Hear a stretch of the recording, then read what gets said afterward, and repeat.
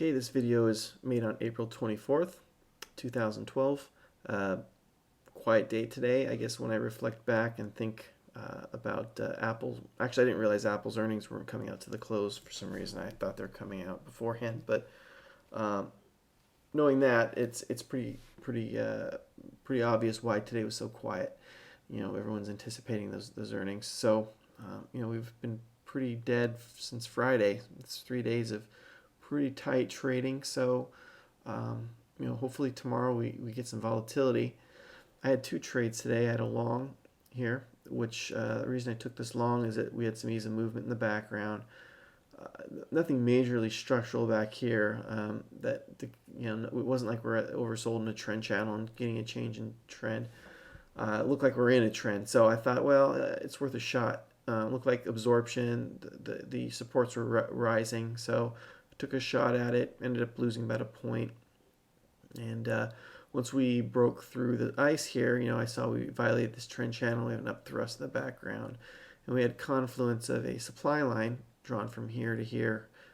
Kind of gave us a spot, as well as this the level of ice. And when I saw this key reversal bar here, I just decided to take a shot at it. We also had some supply coming in. It looked like a no demand wave up. So when we came to the bottom of the trend channel, tick wasn't going with price, and so my rule is if we're oversold in the trend channel and tick is kind of weak, it's not really following price, I just get out. So I got out for about 1.25 points. So pretty much a scratch day for me.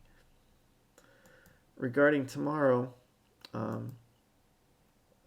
today, the last 2 days could actually be seen as a potential change in the wave structure. Not only did we have deeply oversold in this trend channel, but we came up and had the largest up wave since the 17th. So that's about a week ago. So definitely potential change in wave structure.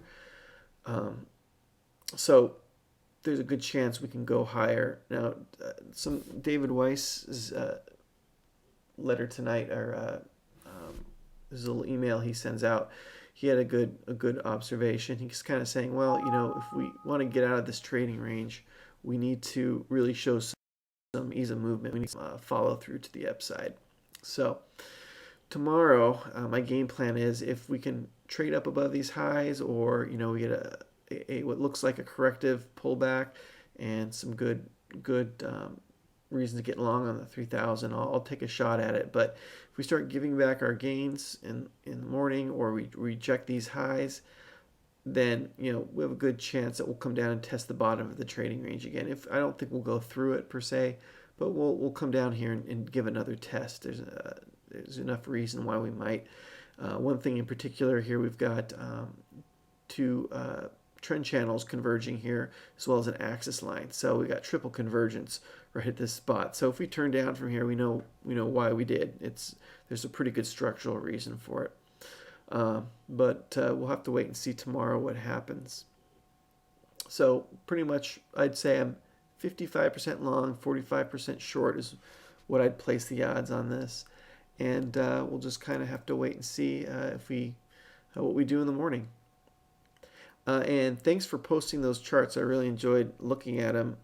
You guys, it's kind of nice to see everyone who study Wycoff kind of can come to the same conclusions. It's nice to know that it's very objective. Sometimes you worry that trading is too subjective, and you can make things up if that's the case, if things are too subjective. And I really think with Wycoff, it's one of those things where I think most people who've at least studied the same things will come to the same conclusions on these charts, and it's kind of nice to see that. So I'm going to start posting some more charts, so if you guys see anything you might want to add or annotate, feel free to do so, and keep sending those charts in, and I look forward to seeing them.